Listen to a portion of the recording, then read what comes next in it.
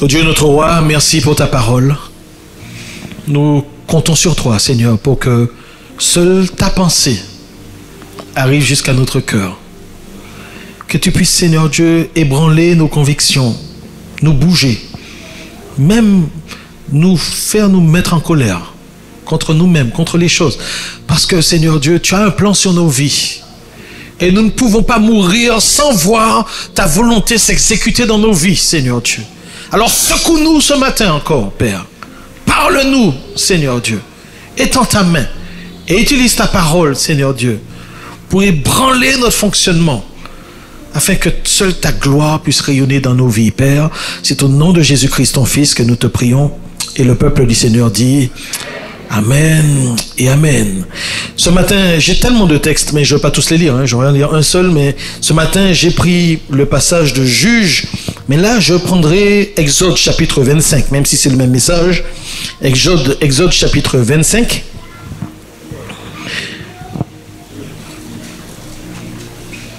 Est-ce que vous y êtes? Exode chapitre 25, versets 1 à 9. L'Éternel parla à Moïse et dit: parle aux enfants d'Israël, qu'ils m'apportent une offrande. Vous la recevrez pour moi de tout homme qui la fera de bon cœur. Voici ce que vous recevrez d'eux en offrande: de l'or, de l'argent et de l'airain, des étoffes teintes en bleu, en pourpre, en cramoisi, du fin lin et du poil de chèvre, des peaux de bélier teintes en rouge et des peaux de dauphin, du bois d'acacia, de l'huile pour le chandelier, des aromates pour l'huile d'onction et pour le parfum, odoriférant, des pierres d'onyx et d'autres pierres pour la garniture de l'éphod et du pectoral. Ils me feront un sanctuaire et j'habiterai au milieu d'eux. Vous ferez le tabernacle de tous les ustensiles d'après le modèle que je vais te montrer. Basculons maintenant dans Exode 40. Exode 40, parce que là, le Seigneur était en train de donner, il a donné pas mal d'instructions pour construire le tabernacle, ainsi que tous les ustensiles. Mais en Exode 40, le sanctuaire, tout a été préparé. Et verset 34 du chapitre 40, il est écrit: alors la nuée couvrit la tente d'assignation et la gloire de l'Éternel remplit le tabernacle. Moïse ne pouvait pas entrer dans la tente d'assignation parce que la nuée restait dessus et que la gloire de l'Éternel remplissait le tabernacle. Aussi longtemps que durait leur marche, les enfants d'Israël partaient quand la nuée s'élevait de dessus le tabernacle. Et quand la nuée ne s'élevait pas, ils ne partaient pas jusqu'à ce qu'elle s'élève. La nuée de l'Éternel était de jour sur le tabernacle et de nuit, il y avait un feu aux yeux de toute la maison d'Israël pendant toute leur marche. Amen. Amen. Merci Seigneur. Voilà, nous sommes plongés ici dans un moment dans le livre d'Exode où Dieu demande de construire un sanctuaire pour lui. Et il donne des instructions précises. Ce qui est intéressant, c'est que le tabernacle représente la présence de Dieu. C'est un lieu où Dieu veut habiter au milieu de son peuple. C'est un lieu où sa présence pourra tabernacler. C'est un trône de Dieu, un second trône de Dieu sur terre. Dieu est dans le ciel, mais il a prévu un trône sur la terre. Et ce qui est intéressant, c'est qu'il faut voir le parallèle avec le passage précédent où Dieu va demander au peuple de s'approcher du mont Sinaï et quand même de ne pas dépasser une limite bien précise. En fait, c'est intéressant parce que le tabernacle, lui, est fait en 3 parties. Si vous connaissez bien ce passage, vous avez le parvis où pouvait se rendre le peuple entier, sauf tous ceux qui étaient infirmes, tous ceux qui avaient une malformation, tous ceux qui avaient une perte de sang, des choses comme ça, mais tous ceux qui avaient une anomalie physique. Mais à part cela, en fait, tout le peuple pouvait y rentrer, mais dans le lieu saint, seuls les prêtres pouvaient rentrer. Et dans le lieu très saint, personne ne pouvait rentrer, hormis le souverain sacrificateur, une fois par année. Mais Moïse y avait accès pour parler avec Dieu bouche à bouche. 3 parties. Et précédemment, Dieu en amenant le peuple jusqu'au Sinaï, ben en fait, Dieu va utiliser la montagne que lui a construite comme un temple.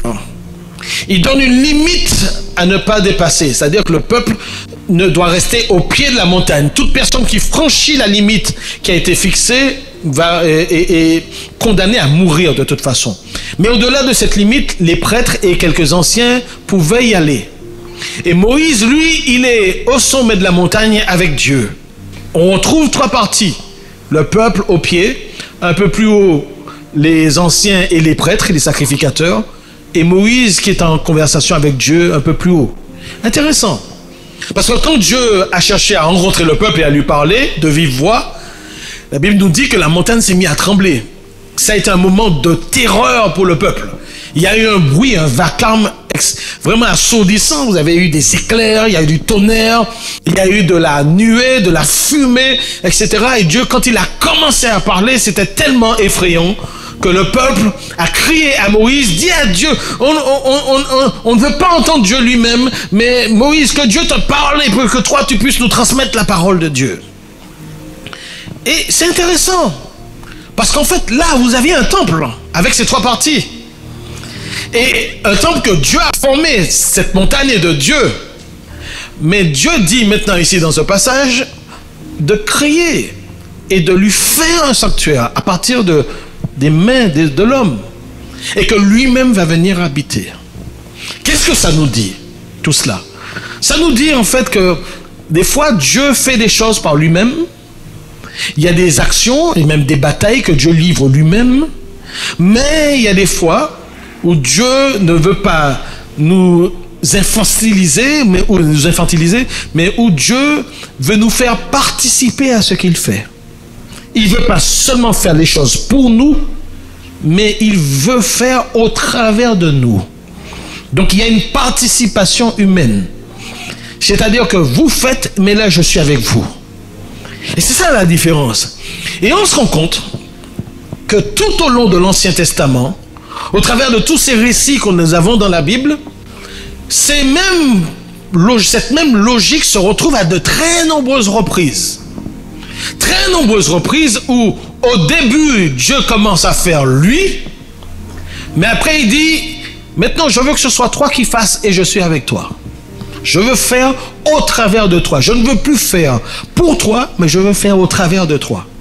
Ça signifie qu'il veut nous placer dans une logique de responsabilité ou de responsabilisation.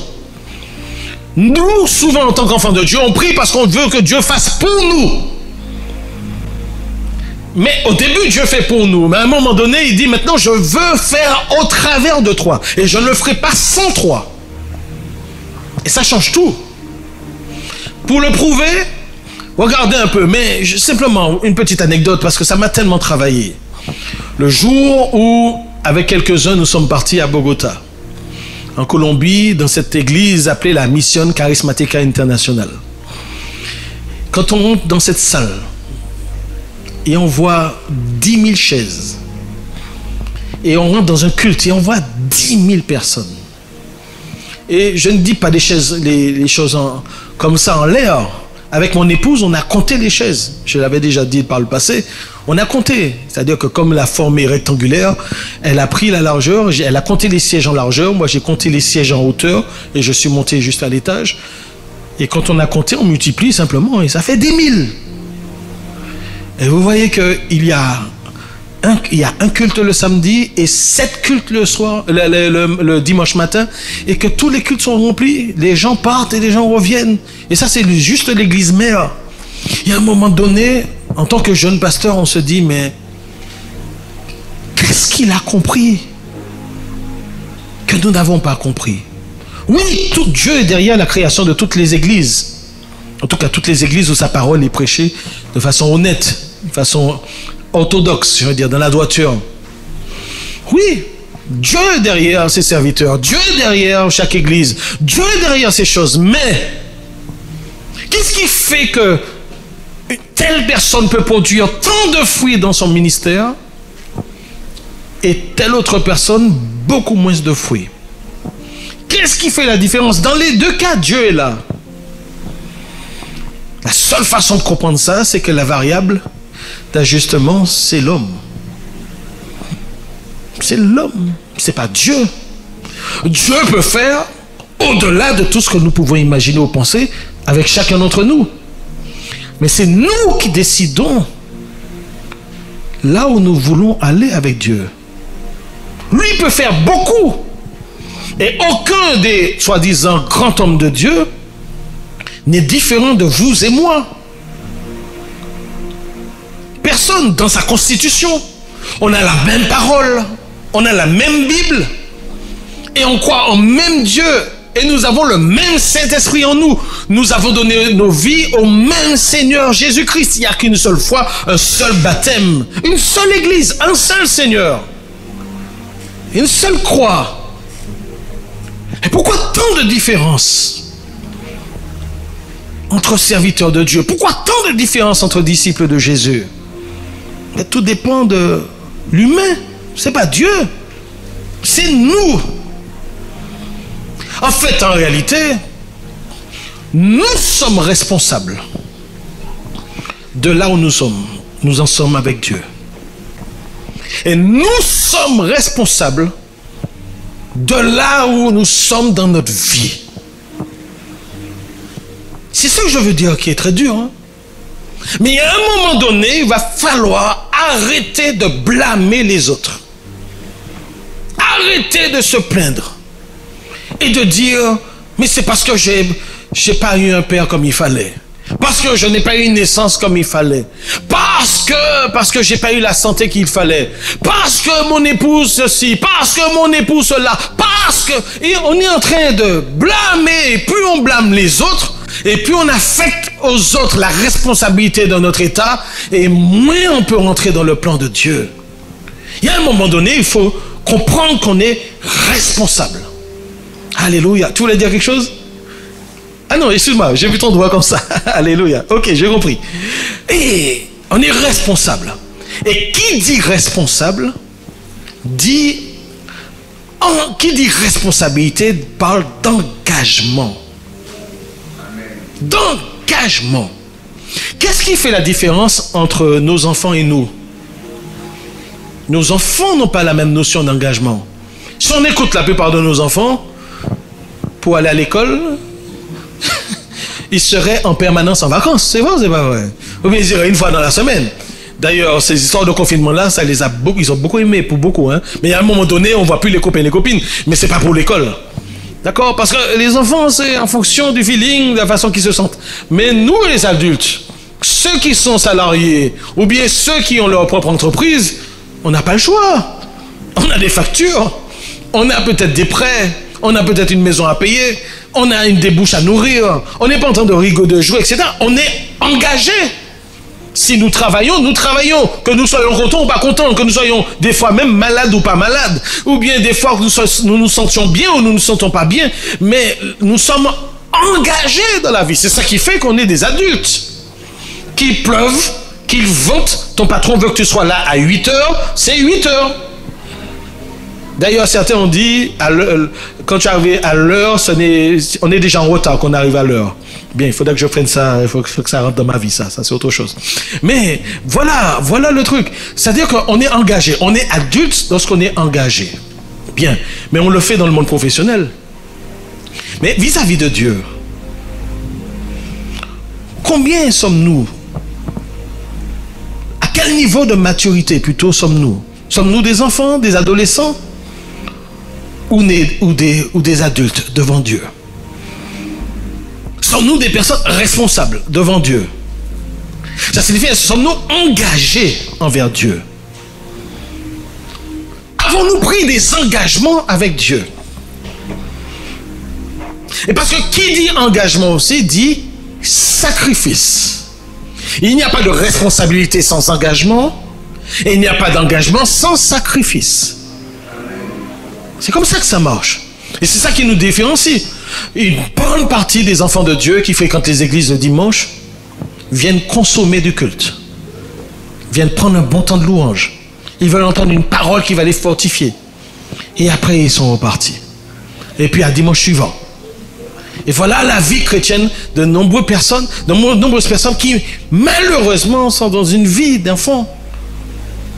Parce que lorsque on marche avec le Seigneur, il y a un moment donné où il faut s'engager avec Dieu. Parce qu'en fait, Dieu cherche en qui il peut mettre sa confiance. Et tu ne peux pas faire confiance à un enfant. C'est un enfant. Mais quand Dieu trouve une personne qui dit, moi Seigneur, me voici pour faire toute ta volonté, Dieu peut libérer les dons qu'il a prévus d'avance.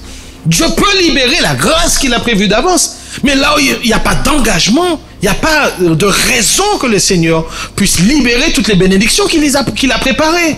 Parce qu'on ne donne pas à un enfant et on ne jette pas, comme on dit, des perles au pourceau. Donc on ne donne pas à un enfant quelque chose qui sera trop puissant pour lui. Et malheureusement, même si sur le plan physique, sur le plan physiologique, etc., nous avons l'air de personnes matures, mais spirituellement, Dieu peut compter sur très peu de personnes pour l'intercession. Dieu peut compter sur très peu de personnes pour gagner des âmes. Aujourd'hui, il neige. Aujourd'hui, il y a du vent. Je ne vais pas au culte. Ah, aujourd'hui, j'ai un petit mal de tête. Je ne viens pas à l'église. Je dis, Seigneur, merci. Vous savez pourquoi le culte est possible ici? C'est parce qu'il y a des personnes qui se sont engagées. Vous arrivez le dimanche matin, il y a quelques personnes sur le parking qui se sont engagées à venir avant l'heure du culte afin qu'il n'y ait pas de la zizanie dans le parking et que n'importe qui ne se gare n'importe comment. Vous arrivez ici à l'église, il y a des personnes qui se sont engagées pour vous accueillir, pour vous faire un sourire, etc. dès l'accueil. Vous arrivez, vous entrez dans la salle, il y a des personnes qui se sont engagées. Le mercredi soir, ils sont ici en train de répéter, en train d'apprendre des chants, en train de travailler. Et ça ne veut pas dire. Et le dimanche, là, on les voit en train de sourire, etc. Mais des fois, des personnes sont en train de conduire la louange, ou bien derrière, ou bien en train de jouer de la musique. Et des fois, des personnes ne sont pas en bonne santé. Des fois même, ils passent par des moments difficiles dans leur vie familiale. Et on va les voir sourire. Mais quelle est la différence? C'est qu'ils se sont engagés. Pas on vient à la maison du fondeur. Ça dépasse ça. Ils regardent les dons que Dieu a placés en eux. Ils travaillent les dons que Dieu a mis en eux. Et ils se mettent au service. Il y a des personnes qui comptabilisent l'argent que vous donnez à collecte tous les dimanches dans cette salle à côté. Et ils sont là dimanche après dimanche et ils écrivent tout sur leur cahier, leur registre. Ils se sont engagés. Et si un jour ils ne peuvent pas être, ils vont se débrouiller pour qu'il y ait des personnes qui fassent les choses. Parce que la vie d'église n'existe pas sans engagement. D'accord? Et je suis en train de vous dire que ce que Dieu cherche, c'est que nous arrivions à ce point où nous nous engageons avec lui. Et on ne peut pas s'engager avec lui en dehors de l'église locale, puisque l'église est la seule institution que le Seigneur a créée sur terre, à part le mariage. Seul rassemblement d'hommes, et Christ en est le chef. Et le Seigneur regarde quels sont ceux qui consomment et quels sont ceux qui mettent leur vie au service des autres. Donc, des fois, Dieu fait des choses pour nous, mais ce qu'il attend, c'est que nous arrivions au point où il peut faire, mais au travers de nous. Et il ne veut pas faire sans nous. Et je voudrais vous donner quelques exemples très rapides. Le premier exemple, c'est que Dieu a créé l'univers et Dieu a créé la terre pour l'homme. Et il a créé un jardin d'Éden pour l'homme. Et il a fait foisonner tous les fruits, les arbres, etc. des champs et tous les animaux. Gloire à Dieu. Mais il crée l'homme. Mais quand il le crée pas avec un hamac. Il lui dit cultive la terre et domine sur les poissons. Je viendrai dès le début de l'année prochaine, Dieu voulant. On va revenir au centre de l'évangile, au centre de la création, parce qu'il y a tellement de choses qu'on n'a pas forcément vues tout de suite. Juste un petit éclair. Vous verrez qu'en réalité, Dieu demande de dominer sur la création, sur la nature, sur les animaux, etc. Mais vous avez vu que Dieu n'a pas donné aux hommes de manger des animaux? C'est-à-dire qu'il était appelé à manger, à manger que des végétaux. Et les animaux eux-mêmes aussi devaient se nourrir de l'herbe des champs, etc. et des fruits. Ça signifie que le lion ne pouvait pas tuer notre animal. Quand Dieu a prévu les choses au départ, il n'y avait pas de violence entre animaux. Et l'homme n'était pas appelé aussi à tuer un animal pour survivre. Vous voyez que la domination de l'homme sur les animaux et sur la nature ne se faisait pas par la force. C'est une domination dans la paix. Parce qu'il n'était pas censé avoir des morts dans toute cette histoire-là. Ça nous paraît aujourd'hui une évidence qu'il faut que les animaux meurent pour qu'on mange, mais en réalité, la domination, le leadership que Dieu avait prévu à la base pour Adam devait se faire sans violence. Tout devait se faire dans la paix, dans la joie. Certains pensent aujourd'hui que pour gouverner, il faut exercer de la force et de la violence, mais c'est pas dominer les gens de façon... Mais non, c'était pas ça que le Seigneur voulait. Il voulait simplement qu'on garde, il voulait que l'homme puisse garder les animaux, leur permettre d'évoluer, mais tout ça devait se faire dans une atmosphère de paix. Ça, c'est le vrai leadership du Seigneur. Rien ne se fait par la force, comme Jésus a dit que les tyrans le font. Hein? Je ferme la parenthèse.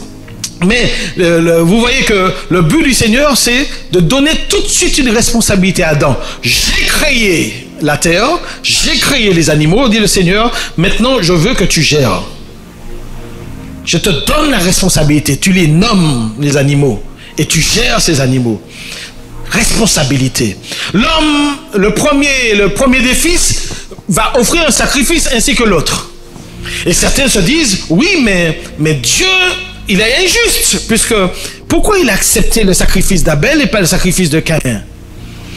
Caïn a fait les choses avec son cœur, oui, mais il a offert sans révélation. En fait, il n'a pas cherché à imiter Dieu. La première chose, c'est que Dieu a dû faire un sacrifice lui-même. Le premier animal qui est mort dans les mains de Dieu. Puisque comme Adam et Ève avaient péché, alors il fallait couvrir leur faute. Et donc un animal est mort, puisque la peau de l'animal a été utilisée pour couvrir la faute du premier couple. Donc c'est Dieu qui a fait le premier sacrifice. Et donc il a montré un exemple afin qu'eux comprennent que c'est par le sang qu'on peut s'approcher de lui. Le sang de sacrifice. Et donc Dieu dit à Caïn, voilà, c'est pas toi que je rejette, mais ce que tu as fait, ton sacrifice ne m'est pas agréé, n'est pas agréable plutôt. Et donc en fait, il lui dit, en gros, ben refais, c'est pas un souci, mais fais comme ton frère. Mais l'homme va se laisser remplir par la jalousie, par la colère, par la haine. Et Dieu lui dit, tu es responsable de ce que tu ressens cet instant. Le péché se couche à ta porte. Mais toi, domine sur lui. Et qu'est-ce qu'il a fait? Ben effectivement, il n'a pas écouté le conseil de Dieu et il a laissé le péché l'envahir au point de tuer son frère. Et le Seigneur l'a rendu responsable, puisque le sang de son frère a crié de la terre jusque dans le ciel, jusqu'à Dieu.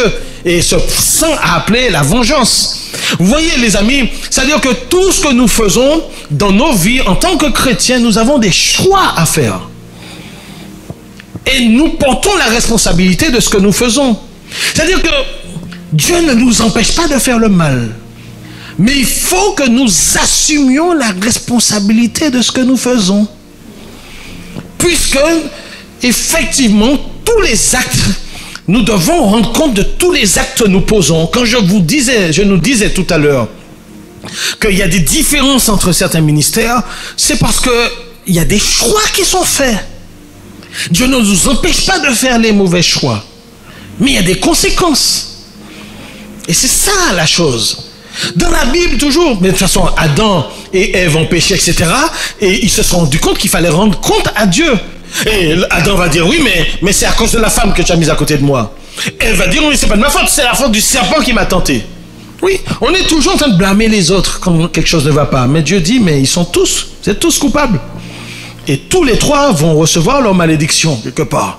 Vous voyez, dans le livre de l'Exode, on retrouve la même chose. Nous sommes ici, on vient de parler du temple, du sanctuaire. Le premier sanctuaire où Dieu a rencontré le peuple, c'était sur le mont Sinaï. Ça a été un sanctuaire, mais Dieu dit maintenant, je veux que vous construisez le sanctuaire. Et je viendrai. Vous avez un deuxième cas dans la Bible où vous avez le peuple de Dieu qui sort d'Égypte. Et quand il sort d'Égypte, En fait, c'est parce que Dieu a frappé l'Égypte de 10 plaies. Qui les a délivrés? C'est Dieu. Qui a fait tout le job? C'est Dieu. Est-ce qu'il a eu besoin d'un humain? Non. Il a fait ses affaires tout seul. C'est lui qui les a délivrés. Et c'est lui qui a aussi noyé les Égyptiens qui venaient retrouver le peuple à la mer Rouge. Souvenez-vous que quand ils ont été bloqués devant la mer Rouge, ils ont commencé à crier. Ils ont dit à Moïse, mais pourquoi tu nous as amenés jusqu'ici? Est-ce que c'était pour nous faire mourir? On était mieux en tant qu'esclaves en Égypte. Et Moïse leur dit, mais taisez-vous. Et il leur dit, n'ayez pas peur. Voici la grande délivrance que Dieu... Regardez la grande délivrance que le Seigneur vous offre maintenant. Ces Égyptiens que vous voyez, vous ne les verrez plus. Dieu combattra pour vous. Et c'est ce que Dieu a fait. Ça, c'est Exode chapitre 16. Exode chapitre 17. Amalek se lève contre le peuple d'Israël. Les Amalécites sont là. Et est-ce que certains ont pu s'asseoir et se dire, bon ben, les amis, asseyons-nous sur les sièges, parce qu'on aura un grand film là à nouveau. Prenez les popcorn, envoyez le coca, et puis on va voir Dieu décimer ce peuple à nouveau. Parce qu'il pensait que Dieu allait faire de la même façon. Mais non. Moïse a dit, je vais monter sur la montagne, sur la colline, au sommet de la colline, avec la verge dans ma main.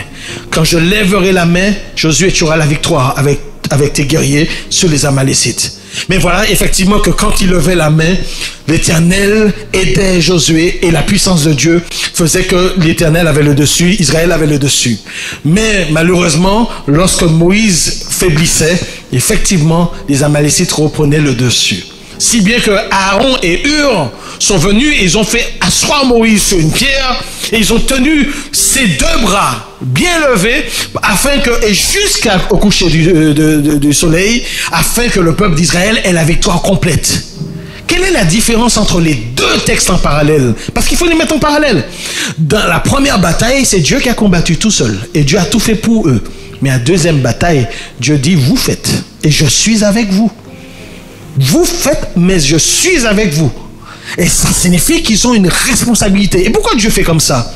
Parce que la victoire est plus éclatante quand il nous fait participer. Ça, c'est extraordinaire quand on sait que Dieu est avec nous et qu'on a vu de nos propres yeux et qu'on y a participé, mais c'est quelque chose de beaucoup plus éclatant. Vous retrouvez ça dans la Bible. Des moments où Dieu fait les choses par lui-même et puis des moments où Dieu dit maintenant, c'est pas moi qui fais, tu fais, mais je suis avec toi. Lorsque Moïse est descendu du mont Sinaï après 40 jours, Dieu lui a donné des tablettes. La Bible nous dit que c'est Dieu lui-même qui a lui-même découpé les tablettes et qui a lui-même écrit les 10 commandements sur les tablettes et il les a remis à Moïse. Moïse les a récupérés, mais quand il descend, il assiste à cet épisode du veau d'or. Alors là, il est surpris. Qu'est-ce qu'il fait? Il est dégoûté, il prend les tablettes et il les écrase par terre. Et après cet événement, Moïse doit remonter auprès de Dieu. Et Dieu lui dit, cette fois-ci, c'est toi qui fais les tablettes. D'ailleurs, Moïse a préparé les tablettes avant de monter. Et ensuite, Dieu dit, c'est toi, tu prépares toi les tablettes, mais moi je vais écrire. Écoutez-moi bien. Ce que nous pouvons faire, faisons-le. Faisons-le nous. Dieu va faire pour nous ce que nous ne pouvons pas faire, mais ce que nous pouvons faire, Dieu ne va pas le faire pour nous. Aïe, aïe, aïe, aïe, aïe. Est-ce que ça peut rentrer dans notre esprit, ça? Si on peut juste retenir ça. Ce que nous ne pouvons pas faire, Dieu va faire pour nous. Mais ce que nous pouvons faire, nous, Dieu ne va pas le faire pour nous. C'est à nous de le faire. Quelqu'un a dit, aide-toi et le ciel s'aidera. Je suis d'accord avec ça.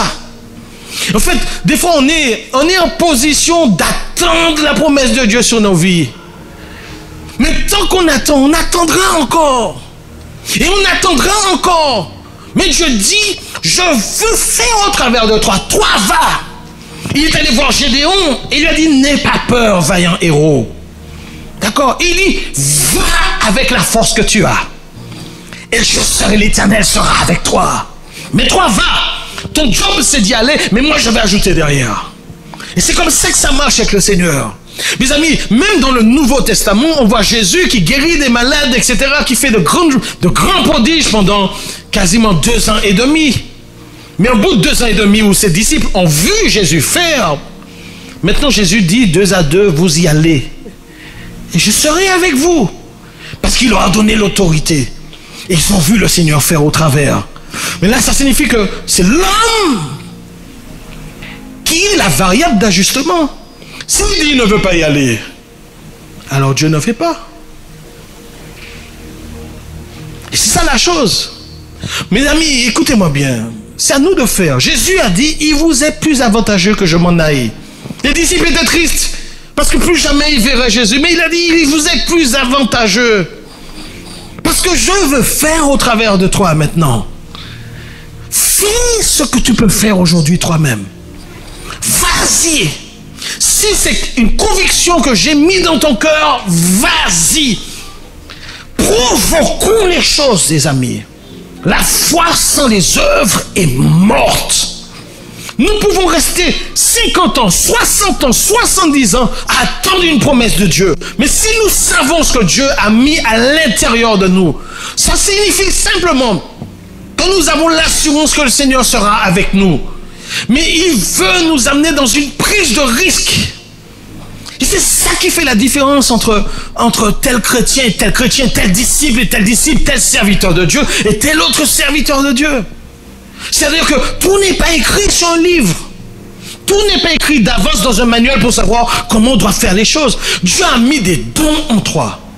Dieu a mis des talents en toi. Et Dieu a mis une vision. Il t'a accordé une vision. Et si tu n'as pas accordé une vision, tu dois ressentir à l'intérieur de toi que tu ne vis pas aujourd'hui ce que Dieu a prévu pour ta vie. Tu sais qu'il y a un décalage, une frustration divine, mais elle est positive. C'est simplement parce que tu n'es pas encore entré dans ce que tu es appelé à faire.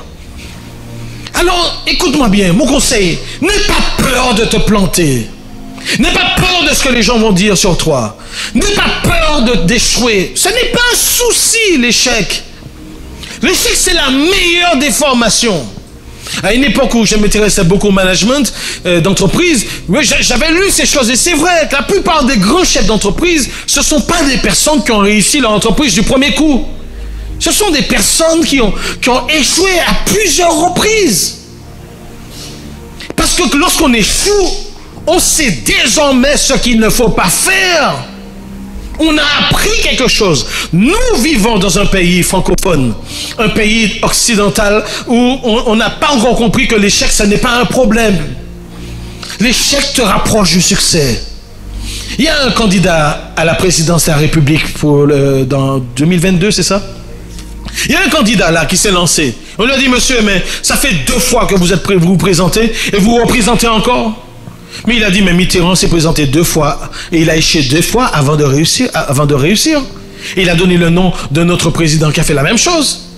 Il y a des maires en Martinique qui ont été élus récemment qui n'étaient pas leur première tentative. En fait, ça arrive jamais, très rarement, une personne qui se présente pour la toute première fois que personne ne connaît et puis qui arrive et puis qui se retrouve maire. C'est très rare. En général, il faut essuyer 1, 2, 3 échecs et après c'est bon. Mais chaque fois on apprend. Parce qu'on est là, parce qu'on tient. En fait, c'est pas l'échec qui est un problème, c'est le fait d'arrêter de persévérer. C'est le fait d'abandonner son rêve qui est un problème. C'est le fait d'avoir peur de ce que les gens vont dire lorsqu'on va échouer. Mon ami, il y a des personnes qui ont eu le permis de voiture pour la première fois. Gloire soit rendue à Dieu. Il y en a eu qui ont eu pour la 2e fois. Il y en a qui l'ont eu pour la 5e fois. Mais ils ont leur voiture. Et ils vont où ils veulent. C'est ça la vie. C'est pas un problème si on échoue 1 fois, 2 fois, 3 fois. Le problème, c'est d'arrêter d'essayer. L'apôtre Paul a essayé d'entrer dans certains lieux et il a été bloqué par Satan. Il a dit, et il a essayé, mais il échouait. Ça marchait pas. Jusqu'à ce que, après 2 échecs, selon le Nouveau Testament, le Saint-Esprit lui donne une vision de Macédonien qui lui dit, passe de l'autre côté. Et lorsqu'il a eu cette vision, il est passé en Macédoine et c'est grâce à ça qu'on a eu l'évangile dans toute l'Europe. C'est extraordinaire. En fait, les gens qui n'essaient rien ne vont nulle part. Enfin, c'est pour ça que j'ai toujours aimé cet adage. Mieux vaut un imbécile qui marche que 4 intellectuels assis sur une chaise en train de réfléchir de la meilleure façon de marcher sur la terre. Hey, il faut y aller. Il faut y aller. On ne peut pas attendre que les choses arrivent, les amis. Cette année 2021, tu Tu prends un engagement avec Dieu en fonction de ce qu'il a mis dans ton cœur. Et Dieu dit, je serai avec toi. Jésus a dit, voici les miracles qui accompagneront ceux qui ont cru. Vous pensez que vous allez rester à la maison là, en train de regarder des prédicateurs prêcher sur YouTube? Et que vous croyez que vous allez guérir une personne de puberté, votre con? Non, excusez-moi. Vous pensez que ça va arriver? Vous avez plus de foi que certaines personnes. C'est énorme cette foi. Non, tu as plus de chance en allant visiter des personnes qui sont malades. Tu ne fais aucune promesse à qui que ce soit, tu pries pour la personne. Tout simplement. Et entendre la personne te dire derrière, waouh, extraordinaire. Dernièrement, quelqu'un m'écrit et qui me dit, pasteur, tu sais, il y a juste une semaine ou deux. Pasteur, tu sais, quand tu as demandé de poser la main sur là où on a mal et puis que la prière a été faite, tu sais que je suis entré à la maison, j'avais plus aucune douleur. Je dis, est-ce que j'avais une conviction? J'ai pas de conviction. Je sais ce que la parole de Dieu dit. Je ne fais aucune promesse à qui que ce soit et tu exerces la prière. Est-ce que c'est Dieu qui fait ses affaires? Et Dieu veut faire ses affaires. C'est pas ton affaire. Dieu n'a rien à faire de toi. Il veut faire au travers de toi. Il a juste besoin de ta foi. Qu'il soit fait selon ta foi. Qu'il te soit fait selon ta foi. Qu'il te soit fait selon ta foi. Je crois qu'il n'y a pas de grande chose qui nous sépare de serviteurs comme Feu Renard Bonquet qui est parti récemment, ou d'être ça. Il n'y a pas grand chose qui nous sépare. Tout dépend de l'environnement mental, de ce qui se passe à l'intérieur, là. Je disais ce matin que j'ai rencontré un homme qui m'a troublé. C'était à l'école biblique. C'était un homme qui pouvait être... il était un peu âgé déjà, avec des cheveux blancs, tout ça. Et on m'apprend qu'il était médecin. Gloire à Dieu. Un médecin qui fait de la théologie, c'est bien. Mais quand je rentre en contact avec lui, j'apprends en fait qu'il m'explique un peu son parcours. Et il avait un CAP de plomberie. Il a commencé comme plombier. Et il a fait ça quelques années. Ensuite, il a passé une sorte de BEP, électrotechnicien, quelque chose comme ça. Ça se prépare en 1 année ou 2 années, etc. Il a fait ça. Et ensuite, il a travaillé dans l'électrotechnique. Et puis, je ne sais plus le métier intermédiaire. Mais à un moment donné, l'homme a eu envie d'être médecin. Il sort d'un CAP. Je ne sais pas à quel âge, mais déjà un âge quand même un peu avancé. Et l'homme s'y est inscrit en université. Il me dit, mais j'étais un vieillard et que des jeunes dans l'amphithéâtre. J'étais le seul vieillard en train de prendre des cours. Excusez-moi, combien d'années de formation pour être médecin après le bac? 7 ans? Imaginez la volonté qu'il faut pour un homme de décider dans sa tête, je ne sais pas à quel âge. Et si je regarde bien, si je calcule, on doit être autour de 45-50 ans. Décide d'être un médecin. Quand dit la pensée environnante, mais ça ne se fait pas. Personne ne fait ça. Soit après ton bac, tu as commencé les études de médecine, etc. Et puis c'est fini. Non. C'est pas aux autres de décider ce que tu peux faire. Ce n'est pas aux gens qui sont dans l'église de décider ce que Dieu peut faire de toi. Alléluia. Oh, mes amis, je bénis le Seigneur. Parce que lui, il n'était pas là pour écouter ce que les autres disaient, ou il n'était pas là pour essayer de penser ce que les autres pourraient penser de lui. Et non. Il a décidé en son fort intérieur d'être médecin. Il a fait les études qu'il fallait et il s'est retrouvé médecin généraliste. Et il a ouvert son cabinet. Et il est inscrit comme médecin à l'ordre des médecins. Et c'était sur le tard. Et quand je le rencontre, il est en train de faire des études de théologie pour devenir docteur en théologie. Je dis, il y a des gens qui n'en ont rien à faire de ce que les autres peuvent penser.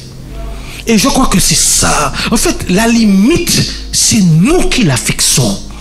Certains, en fait, on nous a mis tellement dans un moule dans cette société pour dire que ce sont les diplômes que tu as eu dans ta vie qui vont décider de ta carrière. Ou bien que si tu n'as pas fait d'études, alors il ne faut pas que tu comptes sur quoi que ce soit dans cette vie pour réussir quoi que ce soit. C'est faux! On peut changer de carrière et être bon dans une autre carrière. Regardez Yannick Noah, par exemple. Je ne crois pas qu'il se plaigne énormément.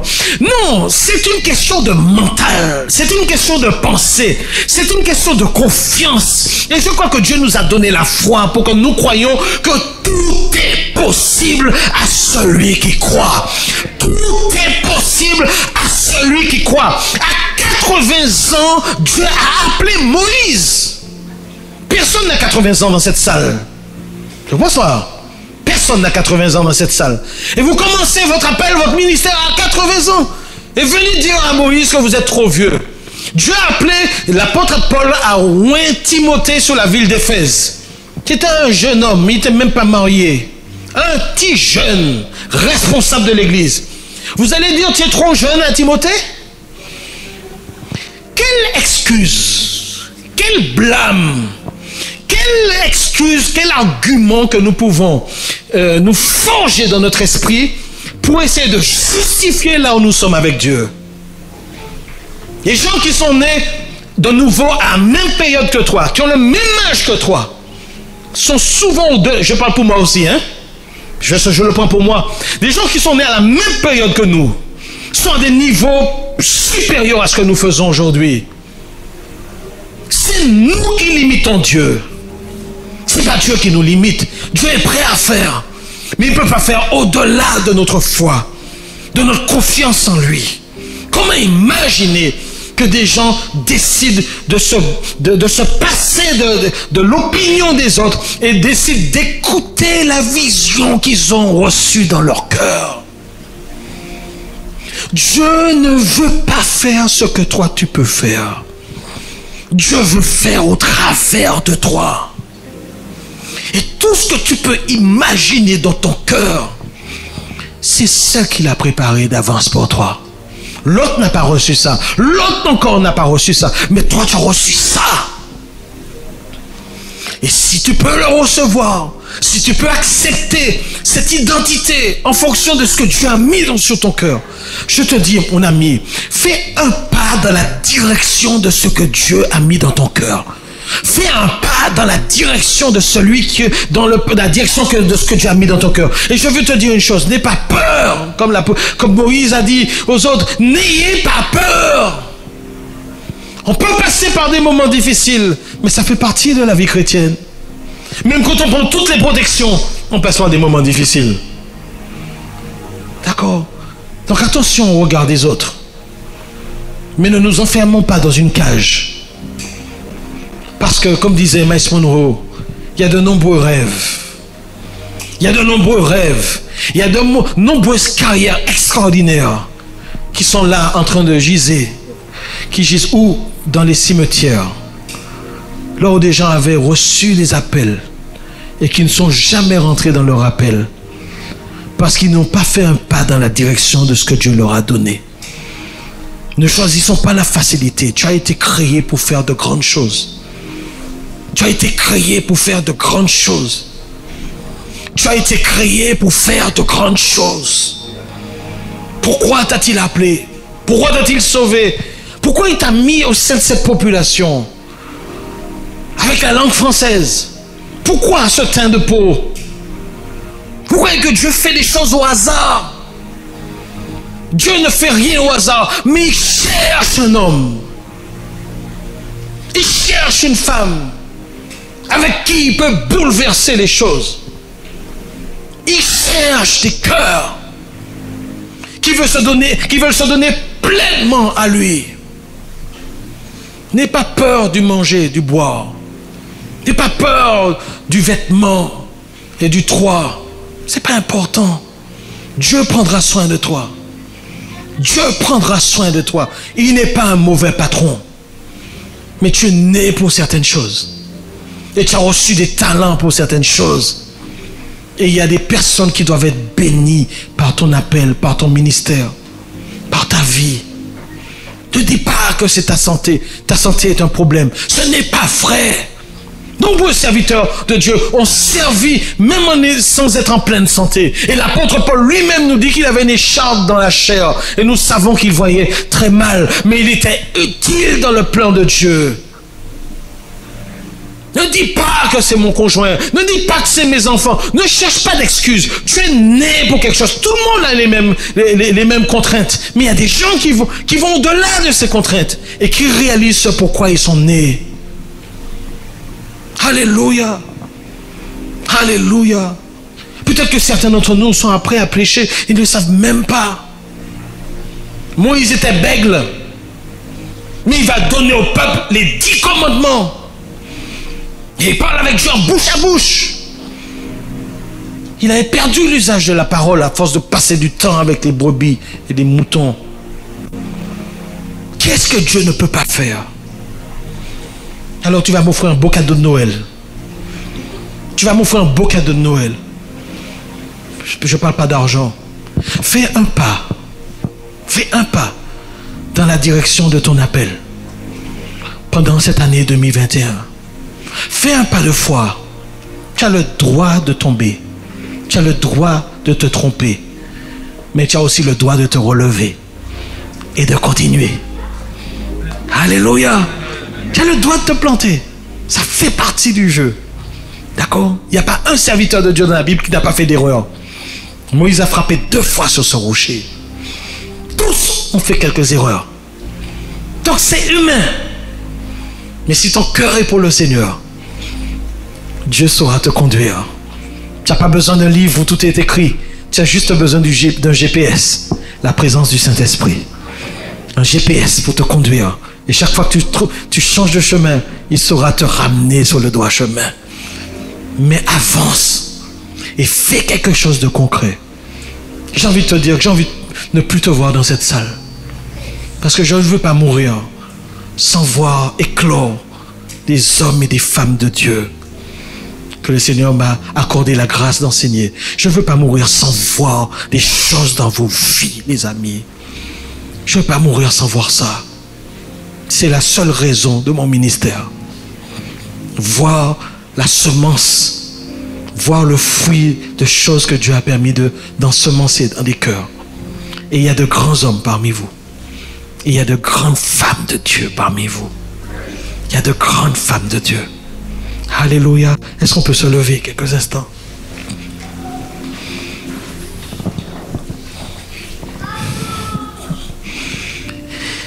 Oh Dieu. Oh Seigneur. Tu nous assures que lorsque tu ne fais pas pour nous, c'est parce que tu attends que nous fassions avec toi, que tu agisses au travers de nous. Oh Seigneur, nous crions à toi quelquefois parce que nous voulons que tu changes les circonstances autour de nous. Mais toi, ce que tu veux, là où nous sommes, ce que tu veux, c'est agir au travers de nous, parce que lorsque tu agis au travers de nous, tu nous changes. Et lorsque nous changeons, nous pouvons nous-mêmes changer les circonstances autour de nous.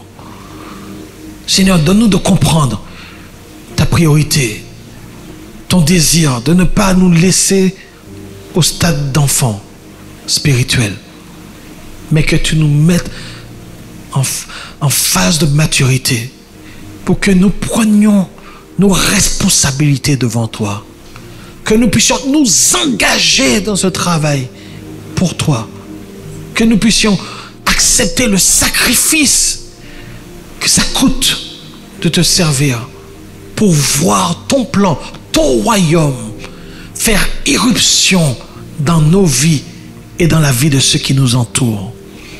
Étends ta main, secoue-nous, Seigneur. Lève-nous de notre léthargie. Donne-nous, Seigneur Dieu, d'aller au-delà des 4 murs et de faire ce que tu nous appelles à faire, de changer ce monde, pour la gloire de Jésus, pour la gloire de Jésus. Père, c'est au nom de Jésus-Christ que nous te prions. Et le peuple du Seigneur dit Amen. Amen. Alléluia.